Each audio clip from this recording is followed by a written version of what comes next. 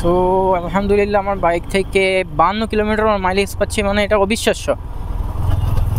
যদিও এটা পুরোপুরি হাইওয়ে পারফরমেন্স ধরা যায়, কেননা সিটিতে খুব একটা রাইড করি নাই বলতে জ্যামে পড়েছি। এবং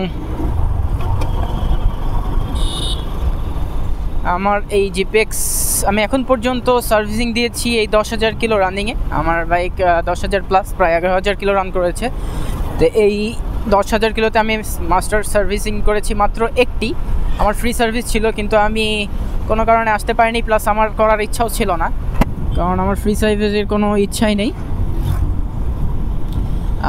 সার্ভিসিং হচ্ছে একটা ধরনের স্ক্যাম, যদিও মানে বেশি সার্ভিসিং করানো বা শোরুম থেকে বলা এটা এক ধরনের স্ক্যাম।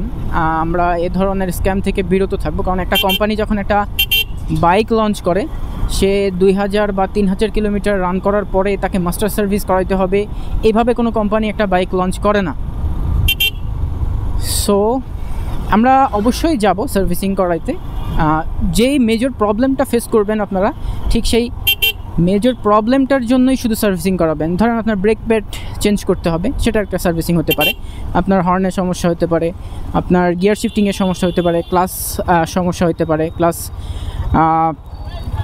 অ্যাডজাস্ট করার জন্য সেটা করতে পারেন। এই ধরনের কাজের জন্য সার্ভিসিং করাবেন, কিন্তু কোনো কিছু হয় নাই, কোম্পানি থেকে বলে দিবে যে সার্ভিসিং করাইতে হবে, মানে একটা নির্দিষ্ট কিলোমিটার পরে বলা হবে যে সার্ভিসিং করান। এইটা হচ্ছে এক ধরনের স্ক্যাম। আমরা আসলে এই ধরনের প্রতারণা থেকে দূরে থাকব। আপনার বাইক, আপনি আপনার শখের বাইক কতটুকু মেনটেন্যান্স করবেন সেটা টোটালি আপনার ব্যাপার। বাইককে খুব একটা প্রেশার দিয়ে বাইক চালাবেন না।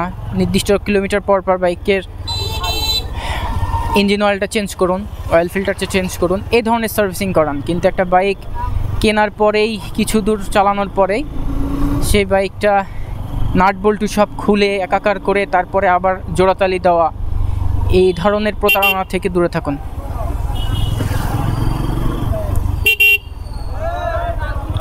আপনি যে কোনো একটা বাইকের ম্যানুয়াল বুক দেখবেন যে কত কিলোমিটার পর কী চেঞ্জ করতে হবে, এবং সব কিছু লেখা থাকে এই ধরনের জিনিসে।